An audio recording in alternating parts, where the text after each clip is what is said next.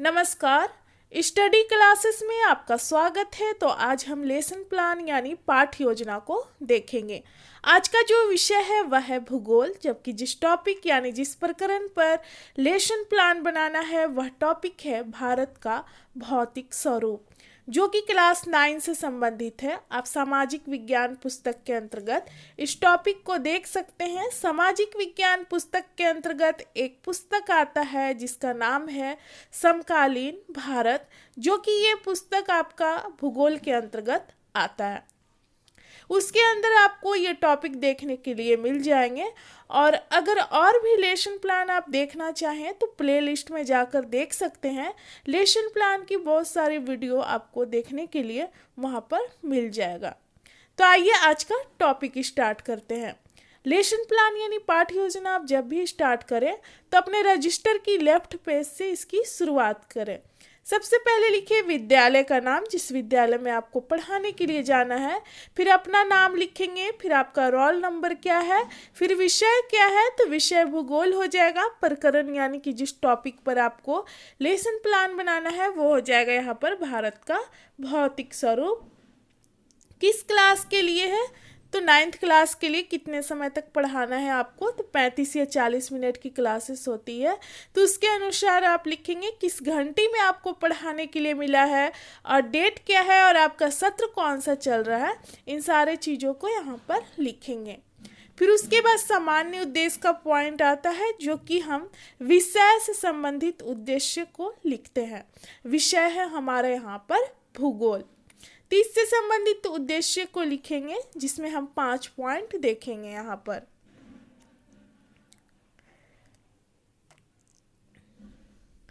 अगर ज्योग्राफी के अंतर्गत आप दूसरे टॉपिक पर भी लेसन प्लान बना रहे हो दूसरे प्रकरण पर, तो सामान्य उद्देश्य का जो पॉइंट है वो सेम डाल सकते हैं, क्योंकि ये विषय से संबंधित उद्देश्य होता है, जो कि हमारा विषय भूगोल है यहाँ पर। अगर दूसरे टॉपिक पर भी लेसन प्लान बना रहे हो भूगोल के अंतर्गत, तो वहाँ पर भी आपका विषय जो है भूगोल ही रहेगा, तो इसलिए सेम पॉइंट वहाँ पर भी डाल सकते हैं। पहला है छात्रों में भूगोल विषय के प्रति रुचि उत्पन्न करना। दूसरा है छात्रों को भौगोलिक तथ्यों का ज्ञान कराना। तीसरा है छात्रों को भौगोलिक परिस्थितियों का ज्ञान कराना। चौथा है छात्रों का सामाजिक व मानसिक विकास करना। और पांचवा है छात्रों को सामाजिक विज्ञान की दैनिक जीवन में उपयोगिता बताना। उसके बाद विशिष्ट उद्देश्य के अंतर्गत हम 5 पॉइंट देखेंगे, जो कि ये हमारा प्रकरण से संबंधित उद्देश्य होता है। प्रकरण है यहाँ पर भारत का भौतिक स्वरूप, तो इसके उद्देश्य क्या है इसको हम देखेंगे। पहला है छात्र भारत के भौतिक स्वरूप के बारे में ज्ञान प्राप्त कर सकेंगे यानी जान सकेंगे। दूसरा है छात्र भारत के मैदानी, पहाड़ी तथा समुद्री तटों के बारे में जान सकेंगे, क्योंकि ये सारे चीज़ भौतिक स्वरूप के अंतर्गत आ जाएगा। मैदान, पहाड़, समुद्री तट, ये सारा भौतिक स्वरूप के अंतर्गत है। तीसरा है छात्र भारत के भौतिक स्वरूप में होने वाले विविधताओं को समझ सकेंगे। चौथा है छात्र भारत के भौतिक स्वरूप से संबंधित विषय को चार्ट पेपर द्वारा प्रदर्शित करने का कौशल विकसित कर सकेंगे। और पांचवा है छात्रों में भारत के भौतिक स्वरूप से संबंधित पत्र पत्रिकाओं को पढ़ने की रुचि विकसित हो सकेगी। उसके बाद हम राइट पेज में आएंगे। यहाँ पर लिखेंगे सहायक शिक्षण सामग्री, यानी कि पढ़ाने के समय आप किन किन सामग्री का प्रयोग करेंगे। तो यहाँ पर हो जाएगा चौक, डस्टर, चार्ट, पॉइंटर, श्यामपट्ट तथा अन्य शिक्षण सहायक सामग्री। किस विधि का प्रयोग करेंगे तो व्याख्यान एवं प्रश्नोत्तर विधि। पूर्व ज्ञान में हो जाएगा कि छात्र जो है इस टॉपिक के बारे में पहले से सामान्य जानकारी रखते हैं। वर्ग व्यवस्था में हो जाएगा छात्र अध्यापक या अध्यापिका जो है अपनी सुविधा के अनुसार वर्ग को व्यवस्थित करेंगे। उसके बाद प्रस्तावना का पॉइंट आता है, जिसमें आपको 2 कॉलम बनाना है। एक छात्र अध्यापक या अध्यापिका कथन और दूसरा है छात्र संभावित उत्तर। इसमें प्रश्न की संख्या आप 4 या 5 रख सकते हैं। और इस बात का ध्यान रखना है कि अंतिम प्रश्न में आपका टॉपिक निकल कर आना चाहिए जिस टॉपिक को आप पढ़ाने वाले हैं।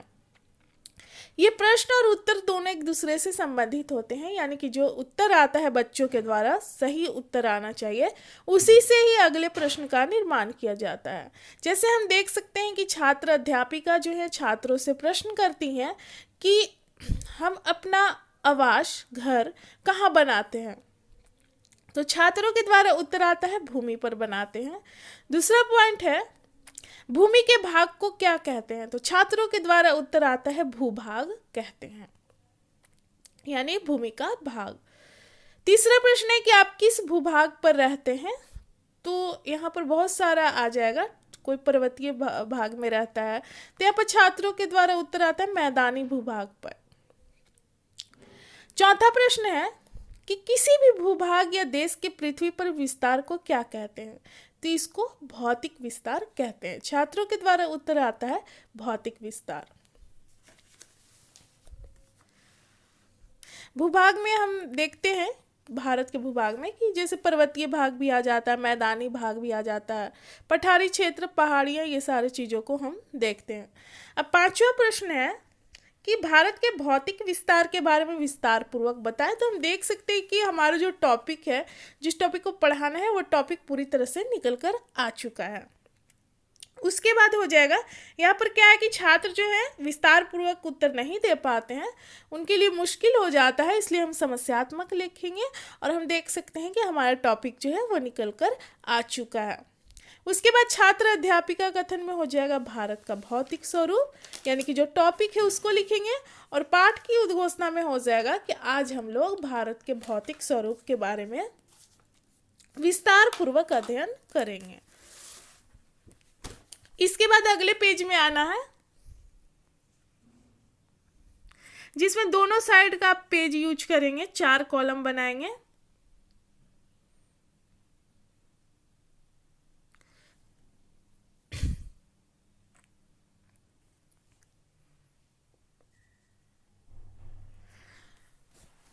जो कि प्रस्तुतिकरण के अंतर्गत आपके पॉइंट आएंगे। शिक्षण बिंदु के अंतर्गत आप चाहे तो 3-4 पॉइंट रख सकते हैं, अगर लंबा हो ज़्यादा तो 2 पॉइंट भी रख सकते हैं। जैसे कि हमने यहाँ पर 2 पॉइंट रखा है क्योंकि काफ़ी लंबा हो गया था भौतिक स्वरूप के विवरण के बारे में बताने में, क्योंकि हमने यहाँ पर एक्सप्लेन किया है पर्वतीय भाग, पहाड़ियाँ, पठारी क्षेत्र, इसलिए 2 पॉइंट हमने रखा है। पहला कॉलम है आपका शिक्षण बिंदु, यानी कि आप चैप्टर से पॉइंट को उठाएंगे जिस पॉइंट को बच्चों के सामने एक्सप्लेन करेंगे। दूसरा कॉलम है छात्र अध्यापक या अध्यापिका क्रियाशीलता, यानी कि उस पॉइंट का एक्सप्लेन को लिखेंगे।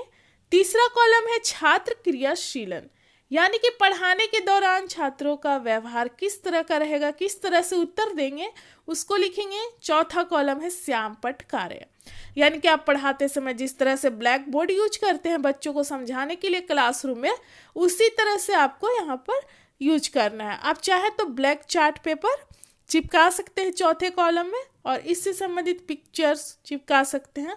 आप चाहे तो बना भी सकते हैं यहाँ पर, क्योंकि ये सब्जेक्ट जो है ज्योग्राफी है, तो इसके अंतर्गत आप बहुत सारा मैप बना सकते हैं, दर्शा सकते हैं। तो सबसे पहले हम देखेंगे भारत के भौतिक स्वरूप। भौतिक स्वरूप का तात्पर्य किसी भी क्षेत्र, देश, प्रदेश के धरातलीय बनावट से होता है। इसके अंतर्गत किसी क्षेत्र के उच्चावच अर्थात भू आकृति की विशेषताओं का अध्ययन किया जाता है। हमारे भारत देश में कहीं हरे भरे मैदान, तो कहीं पठारी भूमि, कहीं मरुस्थलीय भाग, और कहीं तटीय मैदान, तो कहीं द्वीप समूह स्थित है। इन विविधताओं के आधार पर हम क्या करते हैं कि भौतिक स्वरूप को, भारत के भौतिक स्वरूप को 5 भाग में बांटते हैं। क्योंकि हम भारत में क्या देखते हैं कि कहीं मैदान है हरा भरा, कहीं पठारी भूमि है, कहीं मरुस्थलीय भाग है। 3 आधार पर इसको 5 भागों में बांटा गया है। पहला है उत्तर का पर्वतीय भाग, दूसरा उत्तर का मैदानी भाग, तीसरा है थार का मरुस्थलीय भाग या मरुस्थल, चौथा है दक्षिण का पठारी भाग या प्रायद्वीपीय पठार भी इसको कहते हैं, पांचवा है समुद्र तटीय मैदान एवं द्वीप समूह। अब इसी से प्रश्न करते हैं छात्र अध्यापिका छात्रों को पढ़ाने के बाद, जो कि बोधात्मक प्रश्न के रूप में हम देखते हैं। प्रश्न है कि भारत के भौतिक स्वरूप को कितने भागों में बांटा गया है। तो छात्रों के द्वारा उत्तर आता है 5 भागों में। छात्र क्रियाशीलन में देख सकते हैं कि कक्षा में छात्र जो है छात्र अध्यापिका द्वारा पढ़ाए जा रहे कथनों को सुनेंगे। श्याम पटकार में देख सकते हैं कि भौतिक स्वरूप के अंतर्गत किसी क्षेत्र के उच्चावच अर्थात भू आकृति की विशेषता का अध्ययन किया जाता है। और भारत के भौतिक स्वरूप को हम देखते हैं कि 5 भागों में बांटा गया है। अब दूसरा पॉइंट देखेंगे, आप चाहे तो यहाँ पर विकासात्मक प्रश्न भी रख सकते हैं। तो यहाँ पर देखेंगे हम भौतिक स्वरूप का विवरण।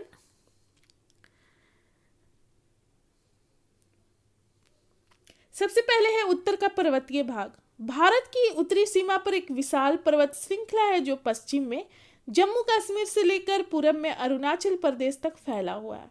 उत्तर के पर्वतीय क्षेत्र को 4 समानांतर श्रेणी में बांटा गया है। पहला ट्रांस हिमालय क्षेत्र, दूसरा हिमाद्री श्रेणी, तीसरा हिमाचल श्रेणी और चौथा शिवालिक श्रेणी। यहाँ पर देख सकते हैं श्याम पटकार में कि सबसे ज़्यादा हम देखेंगे कि जो प्रतिशत है वो मैदानी भाग का है। तो मैदानी भाग का है 43%, पठारी क्षेत्र का जो है 27.7%, पहाड़ी जो क्षेत्र है वो है 18.6% और पर्वतीय भाग जो है वो 10.7% है। तो सबसे कम जो प्रतिशत है पर्वतीय भाग का है और सबसे ज़्यादा जो है वो मैदानी भाग का है। इसके बाद हम अगले पेज में आएंगे क्योंकि भौतिक स्वरूप को हम यहाँ पर विस्तार से देख रहे हैं। तो दूसरा पॉइंट जो है मैदानी भाग। हिमालय के दक्षिण में भारत का विशाल मैदानी भाग स्थित है जो लगभग 2400 किलोमीटर लंबाई में फैला हुआ है। यह मैदान सिंधु, गंगा, ब्रह्मपुत्र और इनकी सहायक नदियों के द्वारा लाई गई उपजाऊ जलोढ़ मिट्टी से बना है। यहाँ पर जलोढ़ मिट्टी देखने को मिलता है और नदी तंत्र के आधार पर मैदानी भाग के 3 हिस्सों में बांटा गया है। मैदानी क्षेत्र में हम क्या देखते हैं कि बाढ़ भी अधिक आता है। इसके अंतर्गत हम 3 देखेंगे, सिंधु नदी तंत्र, गंगा नदी तंत्र और ब्रह्मपुत्र नदी तंत्र। छात्र क्रियाशीलन में देख सकते हैं कि कक्षा में छात्र जो है अनुशासन को बनाए रखेंगे और श्याम पट पे लिखे जा रहे वाक्यों को अपने कॉपी में लिखेंगे।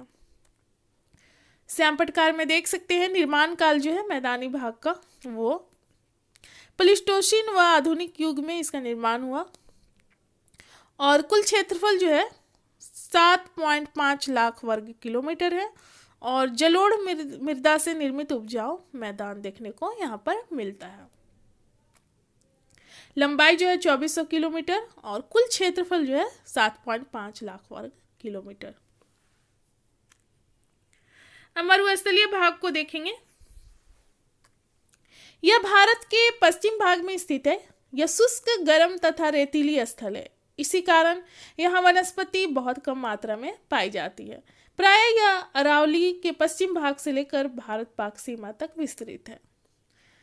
यहाँ पर देखेंगे कि प्रमुख झील जो है वो है सांभर, डिडवाना, कुचामन तथा डैगाना और प्रमुख नदी जो है वो लूनी नदी है। चौथा पॉइंट देखेंगे प्रायद्वीपीय पठार के बारे में। यह पठार प्राचीन, कठोर एवं रवेदार चट्टान से मिलकर बना है। इसका धरातल ऊंचा व नीचा होता है तथा क्षेत्रफल जो है 16 लाख वर्ग किलोमीटर है। यहाँ पर श्याम पटकार में देखेंगे गोंडवाना लैंड का अवशेष है। यह आकार जो है त्रिभुजाकार है और क्षेत्रफल जो है 16 लाख वर्ग किलोमीटर है। 5वां पॉइंट है तटीय मैदान एवं द्वीप समूह। पश्चिम घाट के पश्चिम में तथा पूर्वी घाट के पूर्व में तटीय मैदान स्थित है। पश्चिमी तटीय मैदान जो है संकरा है एवं पूर्वी तटीय मैदान जो है वो चौड़े है। 2 द्वीप समूह है, लक्षद्वीप एवं अंडमान निकोबार द्वीप समूह, जो कि लक्षद्वीप है अरब सागर में है स्थित और अंडमान निकोबार द्वीप समूह जो है बंगाल की खाड़ी में स्थित है। तो यहाँ पर देखते हैं कि छात्र अध्यापिका जो हैं बच्चों को समझाने के बाद उनसे प्रश्न करती हैं जो कि बोधात्मक प्रश्न के रूप में देखते हैं। प्रश्न आप 2-3 भी रख सकते हैं क्योंकि जगह नहीं रहता है, इसलिए हमने यहाँ पर एक ही प्रश्न को रखा है। तो प्रश्न है भारत के मैदानी भाग का क्षेत्रफल कितना प्रतिशत है। तो छात्रों के द्वारा उत्तर आता है 43%। अब इसके बाद प्रस्तुतिकरण के अंतर्गत ये सारे पॉइंट्स हैं, तो यहाँ पर समाप्त होता है। उसके बाद अगले पेज में आएंगे, जिसे पढ़ाने के बाद छात्रों का मूल्यांकन करना जरूरी होता है। मूल्यांकन में हम बच्चों से प्रश्न करते हैं, बच्चे इसका उत्तर देते हैं और उसी आधार पर हम पता लगाते हैं कि जो भी पढ़ाया गया है वो उनको समझ में आया है या नहीं आया है। ये जो प्रश्न है क्लासरूम में किया जाता है और प्रश्न की संख्या आप 4-5 रख सकते हैं। प्रश्न है भौतिक स्वरूप से क्या तात्पर्य है। दूसरा है भारत का भौतिक स्वरूप कैसा है। तीसरा प्रश्न है कि भारत के भौतिक स्वरूप को कितने भागों में बांटा गया है। चौथा है उत्तर का मैदानी भाग का क्षेत्रफल कितना है। और पांचवा है अंडमान निकोबार द्वीप समूह तथा लक्षद्वीप कहाँ स्थित है। अब उसके बाद पुनरावृत्ति में क्या है कि आप जो चैप्टर पढ़ाए हैं, जो टॉपिक पढ़ाए हैं, उसको पॉइंट वाइज एक बार बच्चों को बता देना है। फिर लास्ट पॉइंट जो होता है वो गृह कार्य होमवर्क होता है, तो उसमें 2-3 प्रश्न आप बच्चों को दे सकते हैं। पहला है भौतिक स्वरूप के अंतर्गत किसी क्षेत्र के उच्चावच अर्थात भू आकृति की विशेषता का अध्ययन किया जाता है। दूसरा है भारत के भौतिक स्वरूप को 5 भागों में बांटा गया है। भौतिक स्वरूप का विवरण जो है हम देखते हैं कि पर्वतीय भाग जो है वो है 10.7%, पहाड़ी जो क्षेत्र है वो है 18.6%, पठारी क्षेत्र जो है वो 27.7% है और मैदानी भाग जो है वो 43% है, जो कि सबसे ज़्यादा है। उसके बाद देखेंगे कि भारत का प्रायद्वीपीय पठार का आकार जो है त्रिभुजाकार है और क्षेत्रफल जो है 16 लाख वर्ग किलोमीटर है। उसके बाद होमवर्क बच्चों को दिया जाता है। प्रश्न की संख्या आप 2-3 रख सकते हैं और हो सके तो चैप्टर से संबंधित क्वेश्चन बच्चों को देना चाहिए ताकि वो घर पर अच्छे से कर सके इसका उत्तर। पहला प्रश्न है भारत का भौतिक स्वरूप का वर्णन करें और दूसरा है भारत के भौतिक स्वरूप को कितने भागों में बांटा गया है। तो जो लेसन प्लान यानी पाठ योजना है यहाँ पर समाप्त होता है। मिलते हैं अगले लेसन प्लान के साथ। धन्यवाद।